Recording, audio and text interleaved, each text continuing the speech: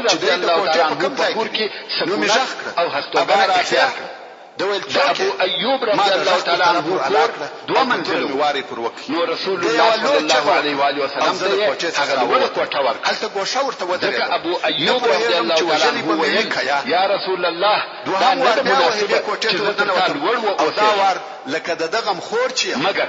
رسول الله صلی الله علیه و آله وسلم ورته وویل یا ابا ایوب ما ته خلق راځي نو ما او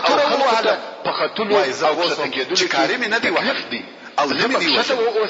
او تلور د توري ثقه ابو ایوب رضی الله تعالی عنه هم د شام وېستل او هلته د مسجد په جوړولو شروع وشو نو میوه اصحاب کرام کار کوي او راوتل بیل دنده د اول ورځ ته د مسجد په کار شروع وشو زما الله جل جلاله موږ د دې لپاره را استولي یو چې ځکه آباد او ودان الله عز وجل د سورة هود یو شپږ نمبر آیات کې فرمایي هو انشأکم من الارض واستعمركم فيها يعني همدغه الله تاسو د مځکې څخه پیدا کړی یاست او په دغه ځمکه کې د اعمار او آبادیدو طلب درڅخه کوي د اهل حجاز تاجر ابو رافع موږ د مځکې تعمیر او آبادول غواړي نو ځکه د مسجد په جوړولو شرط او فوري شروع وشو او د مسجد د جوړولو په وخت کې رسول الله صلی الله علیه و آله وسلم کولو د لپاره دغه بیتونه ویل رسول الله صلی الله علیه وسلم ویل الا عيش الاخره فاغفر للانصار والمهاجره رسول الله صلی الله علیه و آله وسلم چې هم د امام بخاری رحمه الله روایت نو د علیه الصلاة والسلام به هم دغه رحمه الله وایي چې ټول او ابو رافعه ورننه او ټول د دفع وجلو کې اشتراک اللهم لا عيش الا عيش الاخره فاغفر للمهاجرين والانصار هغه عبد الله ابن رسول الله صلی الله علیه و آله وسلم شعر نوایي کوم وخت چې جل جلاله د سورة یاسین په نشته نمبر آیات کې فرمایي وما علمناه الشعر وما ينبغي له إن هو إلا ذكر وقرآن مبين يعني محمد صلى الله عليه وآله وسلم تمر أو شعر نبي وصولي أو ندل الشعر والشاي نو كم وقت رسول الله صلى الله عليه وآله وسلم غشته أو شعر خطاوتي خپل شعر نه بلکې په شعر کې به صلى الله عليه وآله وسلم رسول الله صلى الله عليه وآله وسلم تر هر چا د پنځم مګر شعر ذو الحجې په میاشت حتى هذا الشعرونه چې الله عليه وآله وسلم په احزاب د غزا او د مشهور او خلق بارسو د جنگ او مجرمانو ته پوره جزا ورکړه نو هغه عرب او قبيلو د شعر د ورخه بواو په غزا کې د مسلمانانو پر ضد راټول سوي نو د مسجد په کار کې چې په مسلمانانو شعر وایي د عليه الصلاه والسلام او قومونه ورسره وایي او قوت د شعر د امن او سلامت ژوند نه خوشاله چې دغه مقصد لپاره څو غزاوې رسول الله صلی الله علیه و آله وسلم د مسجد په جوړولو کې خپل هم اسلام کول هم مقصد او خټه ورسره پورته کول هغه غزاوې او سریې د صحابه کرامو په هجرت په شپږم کال کې ځکه دا عیب چې رسول الله صلی الله علیه و آله وسلم کار کوي محمد ابن مسلمه رضی الله تعالی عنه سریه ډیر شدت کاوه خلق بيوايا هغه اوله ټولي و چې د احزاب او بني قريظه تر غزا وروسته لېږل کېږي دغه ټولي د افراد شمیر 10 نفر سپارو او دغه ټولي مشر او قومندان محمد ابن مسلمه الانصاري رضي الله تعالى عنه او په عین حال محمد ابن مسلمه رضي الله تعالى عنه د رسول الله صلی الله علیه و آله وسلم د جلیل القدر اصحاب څخه او د اسلام د مشهور قومندانانو څخه دي حضرت عمر بن الخطاب رضی الله تعالی عنه د مبارک وایي محمد ابن مسلمه په جنگ کې پر زرو نفرو حساب دي يعني یوازې دی رضی الله تعالی عنه د زرو نفرو جنگ کولای شي نو رسول الله صلی الله علیه و آله وسلم د هجرت په شپږم کال د محرم د میاشتې په لسم تاریخ د 10 نفرو سپرو په ملګرتیا په نجد کې ویوې منطقې ته ولېږي چې قرطاء ورته ویل کېده او د ښځه چې دا د بني بکر ابن کلاب قبیله وه او د مدینې منورې څخه اووه منزله لرې وه رسول الله صلی الله علیه و آله وسلم تک مقصد نو د دغه لوړي خو محمد ابن مسلمه رضی الله تعالی عنه د شپې تک او د ورځې په الله صلی الله علیه وسلم ته خبر نشي د علیه الصلاة والسلام چې احترام ته ورسېدي حضرت قرباني بکر ابن کلاب ناب او د موږ یو خبرتیا کې حمله وکړه هغه دا چې څنګه چې هغه د مسلمانانو د ورتګ خبر نه درلودي ټول پر ځکه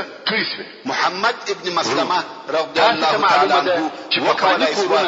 چې د هغه ځای څخه ډېر غنیمتونه راغلو او خاشو چې په غنیمتو کې د دې امکان و چې دا او ډېر سونه شته ورتسیږي د کفارو رسول الله صلی الله علیه وسلم ته ضرر ونه رساوه نو ابو ایوب رضی الله تعالی عنه کار ونه درلود موږ به وتل تک ذکر رسول الله صلی الله علیه وسلم دغه هدایت او امر وکړي نو محمد ابن مسلمه رضی الله تعالی عنه رسول الله صلی الله علیه وسلم د منورې ته یا رسول الله پر لاري یو کوچنی واقعه پیښه او موږ دوړیو چې دغه واقعه آثار او نتایج جوړ کو یا حرکت وکړو هغه دا چې محمد ابن مسلمه رضی الله تعالی عنه او د ګورو پر لاري یو سړی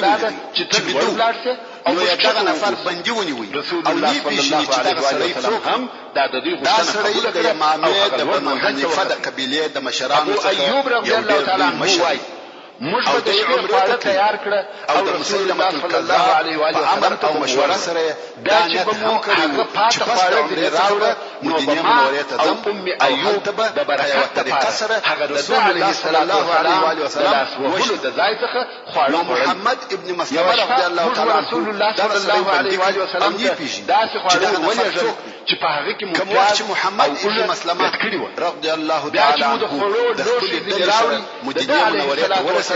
رسول الله صلی الله علیه و آله وسلم دغه حمله په کامیاب کېدو سره خوشاله شو یا رسول الله او دوی زما مور او خبر ورته قربان وي خواړه دې درته راولېږل رسول الله صلی الله علیه وسلم هغه باندې ونیولي یعنی خورلو اثر ولنی آیا تاسو خبر یا زموږ د عادت څوک باندې کړی چې تا پات ډوډۍ یا خواړه چې برابر رسول الله او ام ایوب رسول الله صلی الله علیه وسلم فرمایله د ځای څخه ماما ابن اسال دی د بنو حنیفه د مشرانو څخه یو مشر وسلم و فرمایل او رسول الله صلی الله علیه وسلم امر وکړي او چې ماما د مسجد د دروازې سره وتړم چې د خپل دغه بندي سره ښه معامله او گزاره مګر تاسو یې وخورئ اوس نو د مسجد دروازه د بندي خانه سو او تر دغه ورځې صحابه کرامو به د رسول الله صلی الله علیه وسلم په خورو کې رسول الله صلی الله علیه وسلم کم شی د سره په ښه معامله امر کړی دا مې هر څه چې ورته رسول الله وخت چې علي بن ابي طالب رضی الله تعالی عنه د رسول الله صلی الله علیه وسلم د امانتونو د رسولو د پاره یا مکه مکرمه کې پاتې شو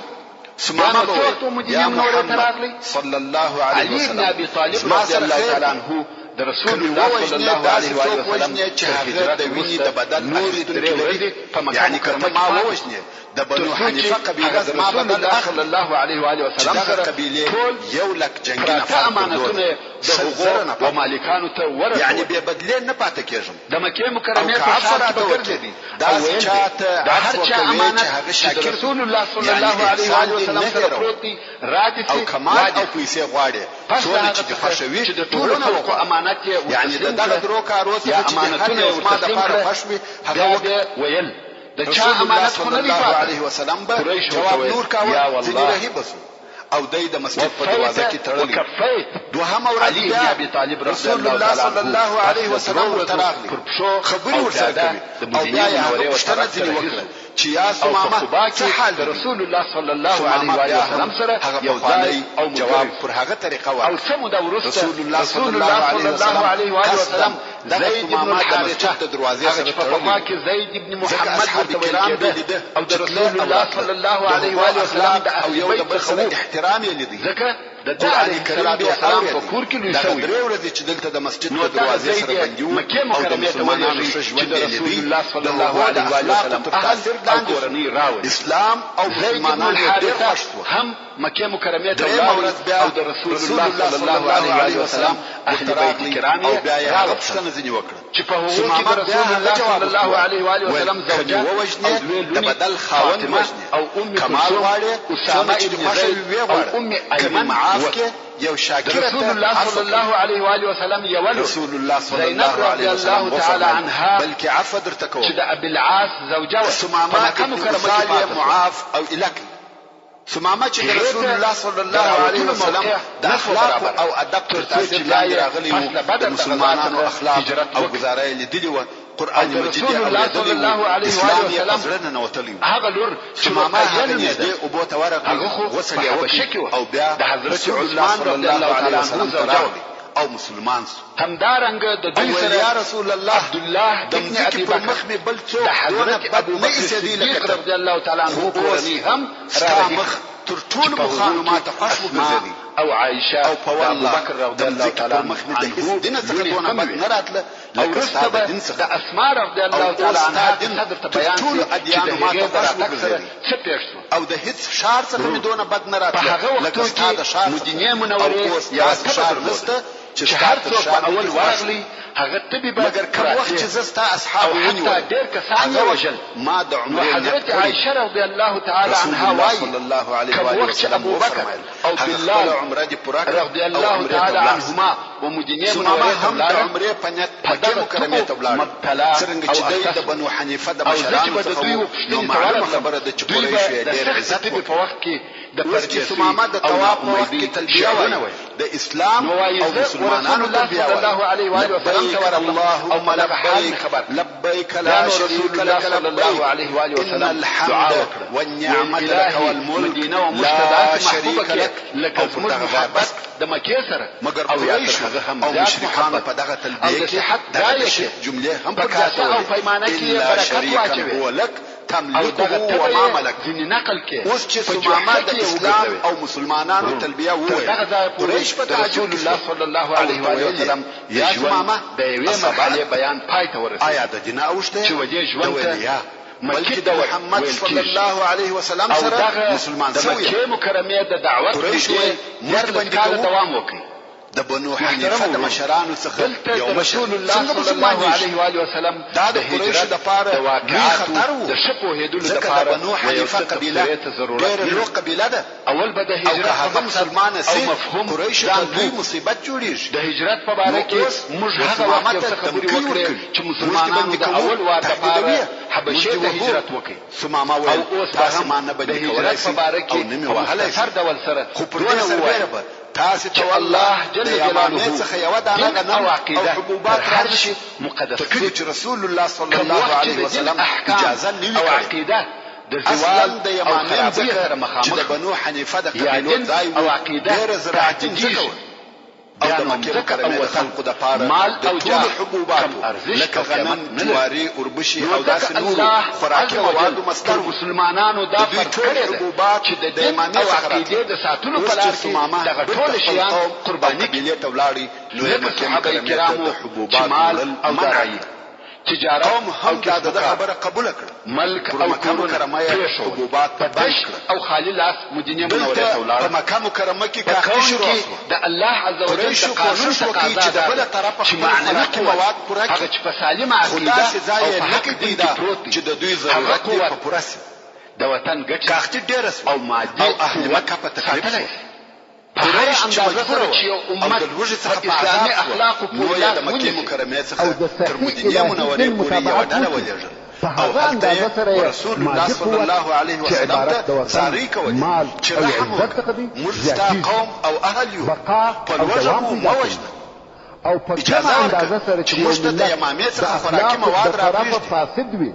په عقیده کې مسترد او بے پروا وي د اسلام عزت په کومې درجه ته ورسېدی هغه مغرور قریش وساری او جګی کوي دغه قوت د نبی الرحمن د رؤوف او رحیم رسول الله صلی الله علیه وسلم زړه شاهد د تاریخ واقعات امر کوي چې قریش ته خوراکي مواد ورته نن ورځ ویني چې یو بد اخلاق ملت تغیر وکړي د عقیده د طرفه د حق څخه لري یو ملت طرف درنیش قوت او مادیات د طرفه پر خپل په ولاړ او قوت نور ملتونه او وطنونه به د ځان تابع ګرځي راوړي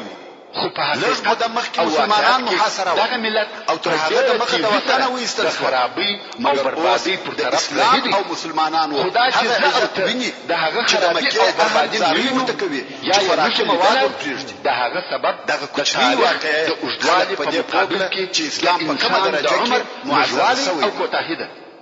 دغه ملت خرابي پر طرف تګ د غرانګ د هجرت د شپږم کال د ربيع الاول یا جمادی الاول میاشت کې او رسول الله صلی الله علیه وسلم د بنی لحیان غزا ووته د دین او بنی لحیان د هغه کفار څخه دي چې د مال او وطن سره قرباني او ګډون شریعت او بلکې بنو لحیان هغه څوک دي چې د مال د مسلمانانو د فاجعه کې یې لاس او د رسول الله صلی الله علیه وسلم د لسو نفرو اصحاب سره غدر او مرحله کې دي او د ټول شیان د لاس سبب وګرځیده دغه حقیقت هغه واقعات د فارغ د مکه مکرمه ته و مدینه منوره ته رسول الله صلی الله علیه و آله وسلم رسول الله صلی الله علیه وسلم هغه فاجعه او خپل اصحاب او ښکارا سره او نه د بنی لحیان او ضایع کول و مگر څرنګه چې د بنو لحیان کورونه د مکې مکرمې و حدودو ته نږدې و د مکې مکرمې څخه ووتو چې د مسلمانانو او قریشو او نورو عربو په مابین کې شدیدې حملې او جنګونه وه نور رسول الله صلی الله علیه وسلم دا مناسبه نه بلل چې په دغه وخت کې وهغه منطقې ته ورسي چې دوی د هغه د ساتلو دپاره وطن ته ایښي و منطقې ته نږدې فاتح او کامیاب ورسي اوس چې احزاب ذلیله سوه هغه کسان او همت مسلمانانو ته اذانونه ورکول او رسول الله صلی الله علیه و سلم په وجود اراده کړې و رسول الله صلی الله علیه وسلم دا مناسبه ولیده چې رسول الله صلی الله علیه و سلم چې د بنی لحیان څخه د خپل وجلسو اصحابو بدلا او انتقام بیان کړ اوس چې موقع مناسبه شوه رسول الله صلی الله علیه وسلم خپل صلی الله علیه وسلم د هجرت څخه را معلومیږي ځکه غزا ورته دا چې رسول الله صلی الله علیه وسلم ټول اصحاب کرامو د جمعیت څخه حضرت ابو بکر صدیق رضی الله تعالی عنه اختیار رسول الله صلی الله علیه وسلم په امر رسول الله صلی الله علیه وسلم نو علماء کرام د دې څخه د رسول الله صلی الله علیه و سلم د ابو بکر صدیق رضی الله تعالی عنه سره د محبت رسول الله صلی الله علیه و سلم چې دی رضی الله تعالی عنه منطقه د مدینه منوره په جنوب کې الله صلی الله علیه و سلم ته ورنږدې وو مسلمانانو رسول الله صلی الله علیه و سلم څخه هم دی رضی الله تعالی عنه مگر بنی لحیان چې غدر او خیانت یې کړی او د خپل ګناه او تاکیدوالي ورمعلوم ورسته کې په دې پوهېده چې رسول الله صلی الله علیه وسلم به رسول الله صلی الله علیه و سلم په خپل مریض کې د المانزه د امامت لپاره ابو بکر رضی الله تعالی عنه خلیفه وګرځاو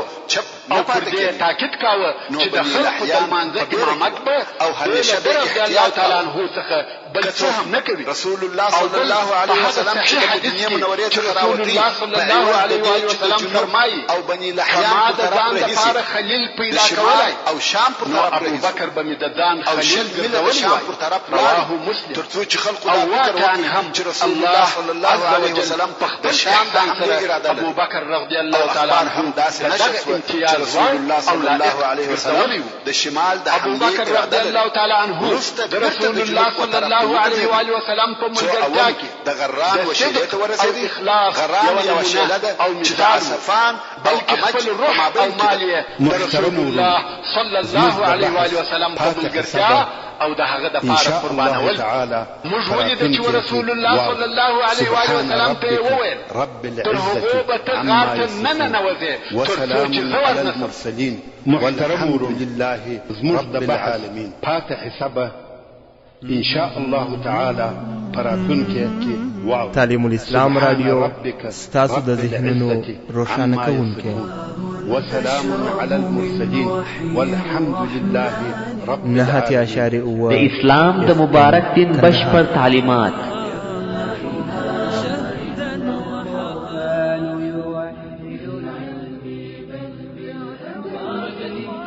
د اسلام د مبارک دین زرینی پلوشه په شفاء اسلامي تعلیمات یوازې د تعلیم اسلام رادیو څخه نبوي احادیث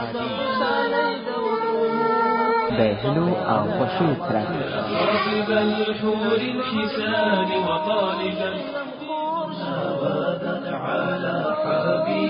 د نبوي سیرت حیات الصحابه عالم الاسلام رادیو په کندهار ښار کې لومړنی شخصي اسلامي رادیو.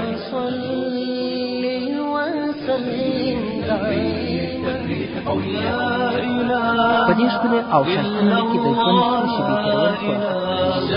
عالم الاسلام رادیو د هیلو او خوښیو سرچینه. د کامیابۍ راز د الله جل جلاله په عبادت کې نغښتی دی. زمانہ لري دوام تا بنا